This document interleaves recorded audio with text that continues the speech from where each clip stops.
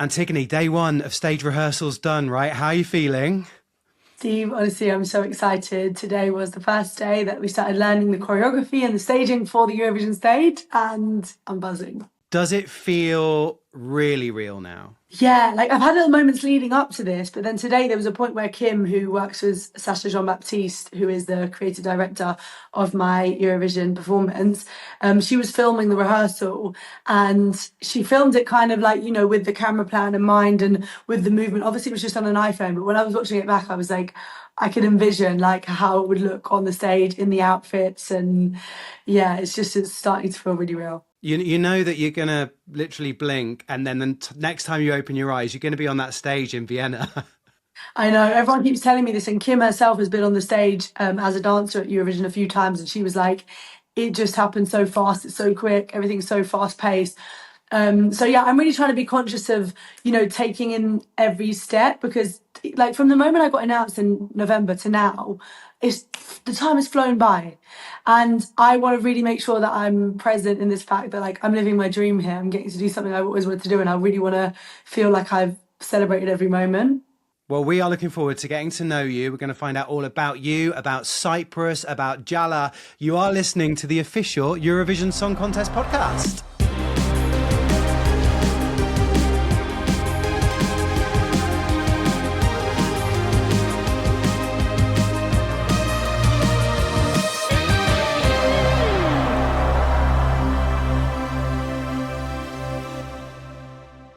So Antigoni, you're currently in Athens, right? It is all systems go. Yeah, in Athens, which I love being in Athens. For me, the London rain, we don't go well together. So being here or being in Cyprus, I definitely feel more like myself. I feel more motivated. So yeah, it's a joy to be doing the rehearsals and everything from Athens. Yeah, getting a bit of that European sun, which I live in London at the minute, is like rain constantly, you know. Does it give you a little bit of inspiration, a little bit of life? The sunshine, absolutely. Like when I wake up and I look out and it's sunny, it just doesn't even need to be hot. I mean, I prefer it when it's hot, but it just, even like today, like where we're rehearsing is like 25 minutes away from my apartment. So took a nice long walk, taking the sun. It's just, you feel good. You feel good. I'm a sun girl. I'm a summer fiend. Well, you're representing Cyprus, so you need to be a sun girl, right? I was going to say, Cyprus is like 97% sunshine. So it literally is in my blood to appreciate the sun. How does it feel to represent a whole country? Honestly, it's an honour. It really is an honour, and I don't take it lightly that I am getting to represent my country. That is something that very few people get to say they do in their life. And so I'm really humbled and grateful for the opportunity to do so. Has it really been a lifetime dream for you to do this? Yeah, I have memories when I watched, I watched Eurovision when I was a kid all the time. But I have this one memory in particular of when Elena Barbarizzo won for Greece. And I remember being at my grandma's house, sitting on the floor by the TV, like transfixed, like watching the TV. And like the points were coming in and she won. And I think in that moment, like a seed was planted in my head that's like, you're going to do that one day. Like because I just remember it so clearly. And I was really young. So I think it was all written. It was all meant to be in God's plan. It was all in the sun. It was all in the stars. Every road leads to this point, right? Mm-hmm. Yeah, and the timing of it was perfect because I've wanted to do it for many years, but I know that I was never more ready than I was this time around. So tell us about Jala. Tell us about the vibe of it and what does it mean to you? Jalla for me is a song that is just joyful. It is Gefi. There's a word called Gefi, which literally sums up the celebration, joy, happiness. All those kind of words get put into this one word, Gefi, and that's something that we have in Cypriot culture and Greek culture that I really wanted to share. I spoke a lot, you know, even prior to being chosen, that if I did the Eurovision, when I did the Eurovision, I would like to use Cypriot dialects because we have our own words that are only used in Cyprus. Somebody with a heavy Cypriot accent might not be understood by somebody who's Greek. So that is something in itself that I wanted to showcase and highlight. So the word Jalla means more. In Greek, it would be Jala. And it's just really such a great thing to be able to share the dialect of Cyprus. It's something that hasn't been done before. It's something that Cypriot people have like been so happy about since the song came out. It's something that people have been coming up to me and saying, and I feel genuinely really moved by the fact that people feel moved by it. So yeah, it's a song that I started writing over a year and a half ago, and before I even knew I was doing Eurovision, and it evolved and it developed. And an interesting fun fact for you is we had Oba and Ella, but I was looking, and I had the Cypriot dialect in the second verse, but I was looking for this key word, like a word that could be the thing. And there's this guy, he's a friend called Dimitris Nicolaou, who runs the Eurobeat Cyprus page. And he came to a show that I was doing in the UK, and we were backstage, and I was playing him this idea. And I said, look, I need a word that's Cypriot, that's like something easy to say. And I was like, you have any ideas? And we were bouncing ideas. And then he said, what about Jalla? And I said, that's genius. And I said to him at the time, it was in October, if I end up putting that word in the song, I'll give you a credit as a writer. So you'll see his name on the Eurovision, and because he gave the inspiration for that word. And also, you listen to it once and it sticks in your head. That is a good thing. Right. Well, when we shot the music video, obviously everyone there was all people from the village, my family, whatever. They'd never heard it until the shoot. We did one take, and by the second take, everyone was singing along. So that was just wonderful. Are your grandparents in the video? Is this true? Yes.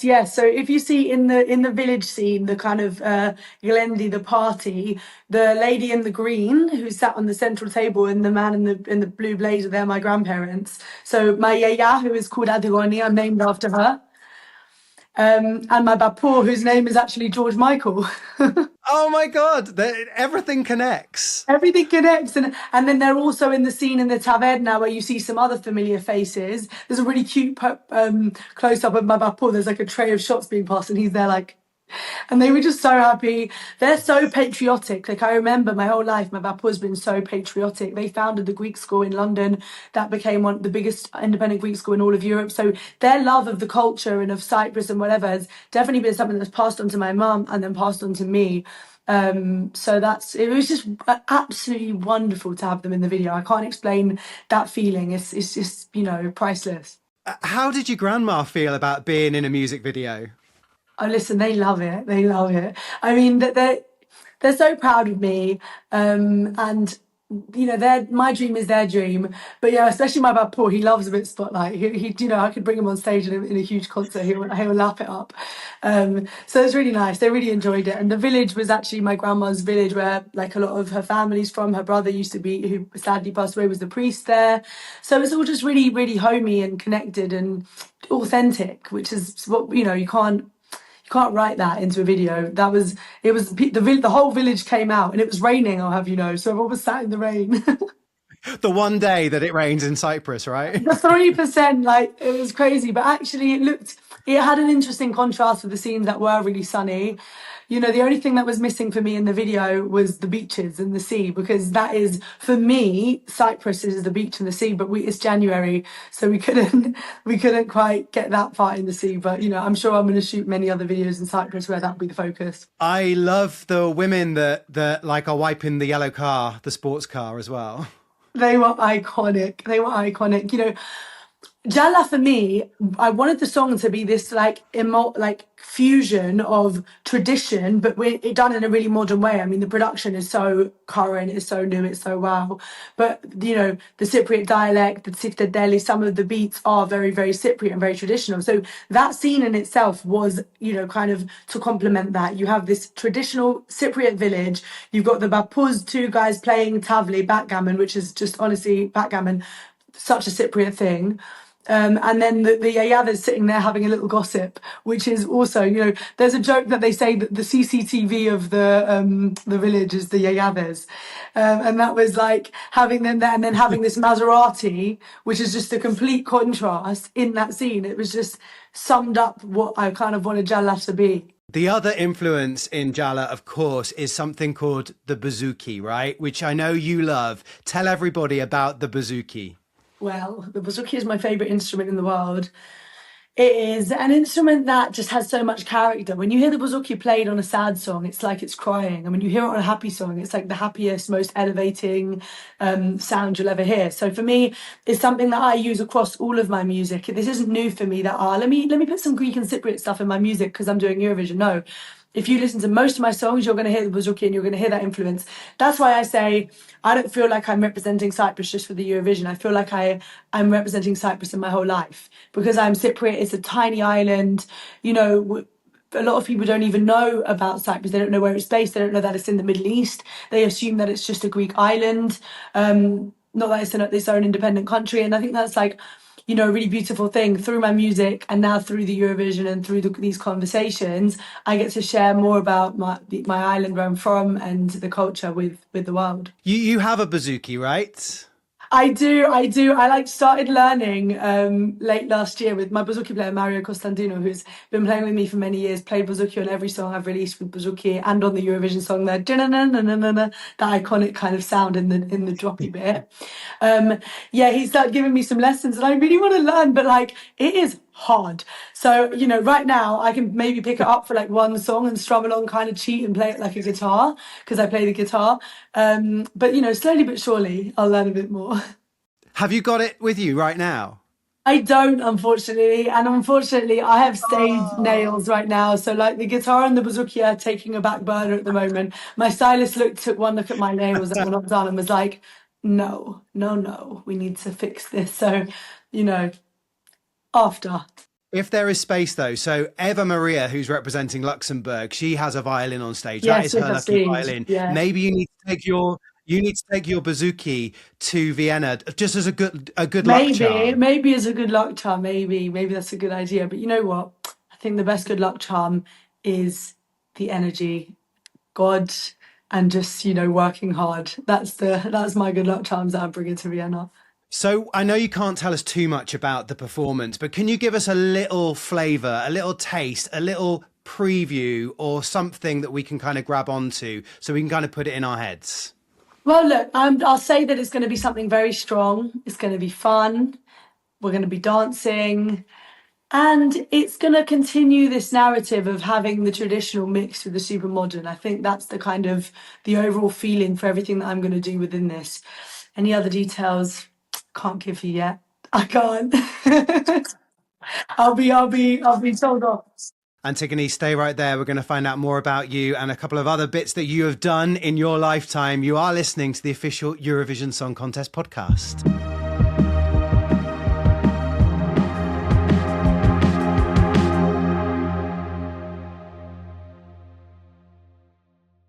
Antigoni, big question for you. How did you end up on stage with the actor Jason Momoa? Oh my God. You're the first person to ask me about that in an interview, actually. It's so funny. That was honestly the most random, surreal thing that could have happened. So it's just a random Thursday. I think I was like having a songwriting session with Connor, my manager.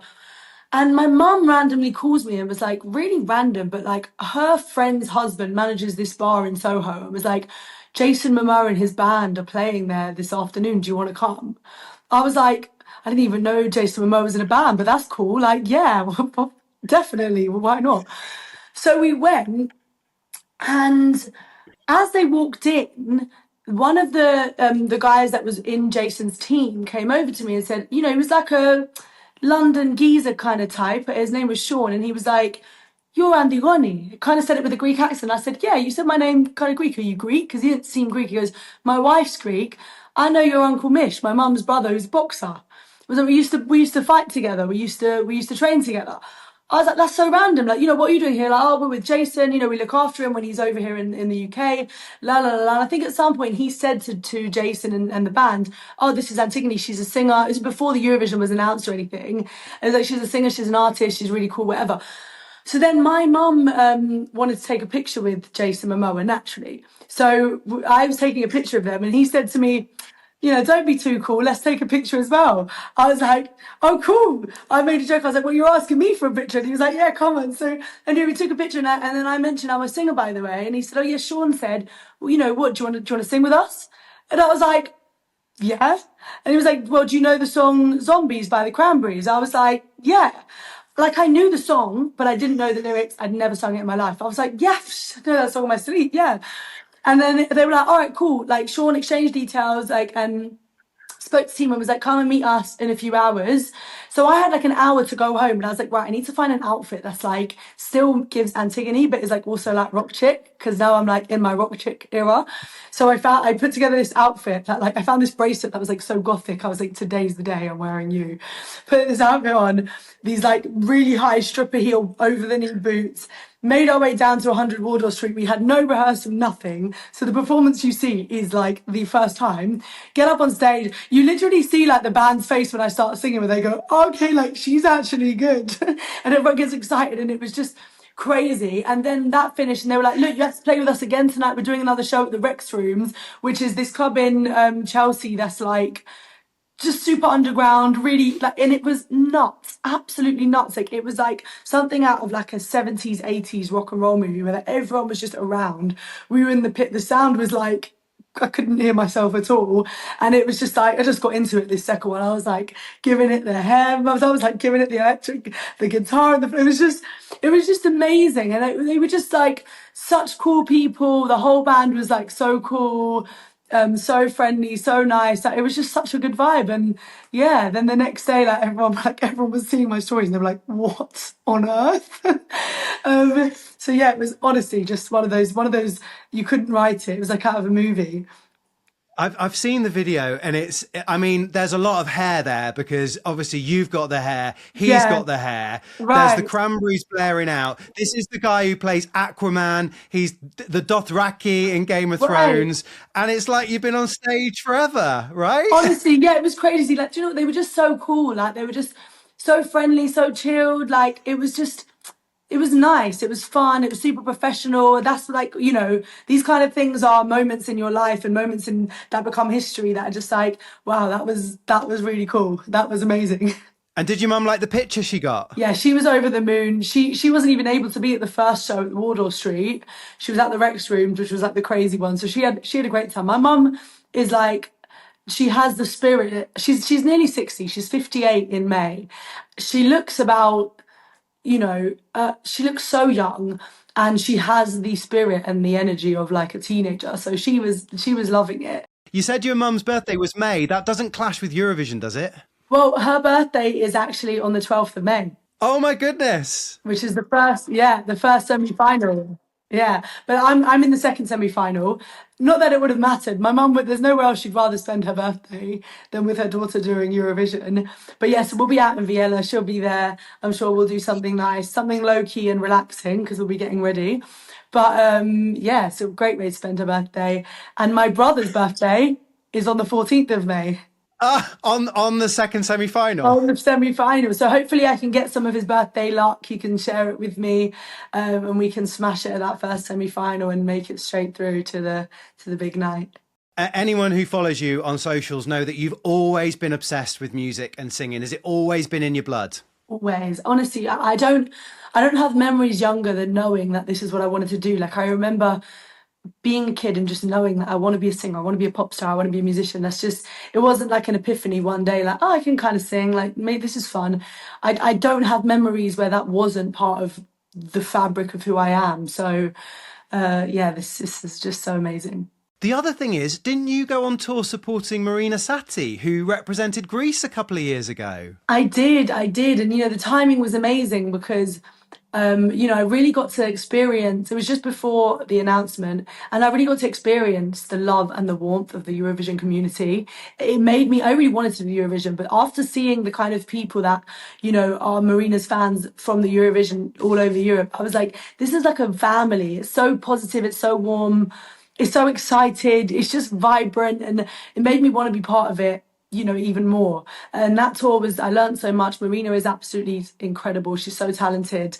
And, you know, I got to do that and then do the one that I mentioned at the Roundhouse. And then I got to, literally weeks before I got announced for Eurovision, I got to open the show for Eleni Foureira in London, which was amazing. And she's so kind. The Cypriot queen. Right, exactly. She's the one who took Cyprus to the highest spot they've ever got, and she's an inspiration to me. She's always been so kind to me every time we've crossed paths. And at the show, she brought me on stage at the end and said thank you. I'm like, thank you for having me. And then the moment it got announced, she sent me a really nice voice note and just said, well done. I'm really happy for you, and if you need any tips or anything, I'm here. So hopefully, I can get those tips from her. So yeah, all of these things, I feel like it was all part of the journey. So many things had happened where it feels like it led to the moment, and even that's continued. Doing the Greek national final now was my first time ever performing on live TV and singing live. So for me, I don't know if I'll get an opportunity to do that again before the Eurovision. So I learned a lot from that. There was a couple of things that went wrong with my ears and things like that, and it showed me that I can step up and think fast and still, get through it. And then now, in 2 weeks' time, I'm opening the show for an incredible Greek artist called Konstantinos Argyros at an arena in Chicago at the United Center. So I get to experience stepping out into an arena and have that kind of huge practice, because everyone says that when you perform in an arena, the sound is different, it's overwhelming. So I feel like all these things have just been... how can it be an accident that all these things happened in this order leading me to this moment? It just feels like it was fate. Antigoni, I'm out of breath listening to all of the stuff that you've done in the last couple of months. It must be a whirlwind for you. Honestly, listen, I've been hustling for a long time. I signed my first publishing deal when I was 14. And, this dream, like you said, it's been from young, but it's not been easy. It's been a roller coaster. I've had moments where I've had to really think, is this going to happen for me? Do I need to rethink? And that's not easy. It's been years and years in the making. And so I feel like I'm really filled with gratitude and overwhelmed with that kind of amazing feeling of feeling like, okay, cool, these are things that I've really dreamed of and worked hard for, and now I'm actually getting to do them and getting to live it out. The way Jala has been going is it couldn't have been like this in my wildest dreams. So Honor Eleni Fuera, because she has one of the most iconic Eurovision entries of all time in Fuego, do you know the choreo, and have you ever done a cover version of it? I haven't actually done a cover of it. I know some of the choreography. Yeah. But I feel like I should learn it. Maybe I should do a cover. I mean, you and her would have a hair off. Do you know what I mean? It would be hair everywhere. She's just amazing. God willing, I could get to work with her in the future. I would absolutely love to do something with her because, yeah, she's amazing. So Antigoni, what 3 things are you packing to go to Eurovision with? If you could only pack 3 essential items, what would they be and why? My vocal straw, which is like it's like a thick straw to do my vocal warm-ups and vocal health. Like that is very, very needed. Probably in terms of essentials, I'm not gonna tell you anything exciting and quirky. I'm gonna tell you my vocal straw, my nebulizer, which is with saline solution that hydrates the vocals, because those are 2 things that are just like essential. And then what would be the third thing? I was going to say your Bazooki. Look, as much as I want to bring the Bazooki, it's not an essential item for the Eurovision because I'm not bringing it on stage, so it's not actually going to help me in this moment. I'm probably going to bring as well with me my silk pillow, because for my hair and my skin, my silk pillowcase, that's an essential, because we need to make sure the hair's on fleek, skin's on fleek. So maybe that would be the third item. Your silk pillow. You're so luxurious, Antigoni. Listen, a silk pillowcase is the best hair product you can use. My hairdresser told me, and then I've never gone back since. Another thing that I saw you doing was sword dancing, which seems very dangerous, but also very impressive. Well, yeah, so I learned that for my music video for a song called Habibi, which we shot here in Athens. I really wanted to... I love Arabic music. I love the sound of it. And it is very reminiscent of a lot of the sounds that we use in Greek music too. So I really wanted to kind of explore that in that song. And yeah, there's these... Anaisa is these 2 girls that dance together that do sword dancing and fire dancing, and I had them in the video and I was like, what do you think you could teach me a little bit? So she taught me to kind of balance it on my head and use it as a prop, and yeah, like that was really fun actually. I haven't thought about that for a while. And didn't you have a snake as well in your kind of Salma Hayek moment? That's exactly it. Like the Salma Hayek moment. Like when I wrote the song, I had this video concept in mind beforehand because I've always been obsessed with that scene and I always wanted to recreate it in a video. So yeah, the snake was called Jasmine. She was very heavy, but she was very chilled, very cool. And yeah, it was. I actually really enjoyed it. It was such a cool experience. Jasmine is not the name that I would ever think would be given to a snake. I know, it's funny. The funny thing is, I originally thought the snake's name was Yanni because the guy that I was speaking to about the snake was called Yanni, and I got confused that the snake was called Yanni, which is like a really Greek boy name. But no, Jasmine, more ethereal. Antigoni, we can't wait to see you on the road to Vienna, in Vienna itself. I hope you have an amazing couple of months. Just remember everything you do. Just store it in here, right? Thank you so much for having me. It's been a pleasure talking to you.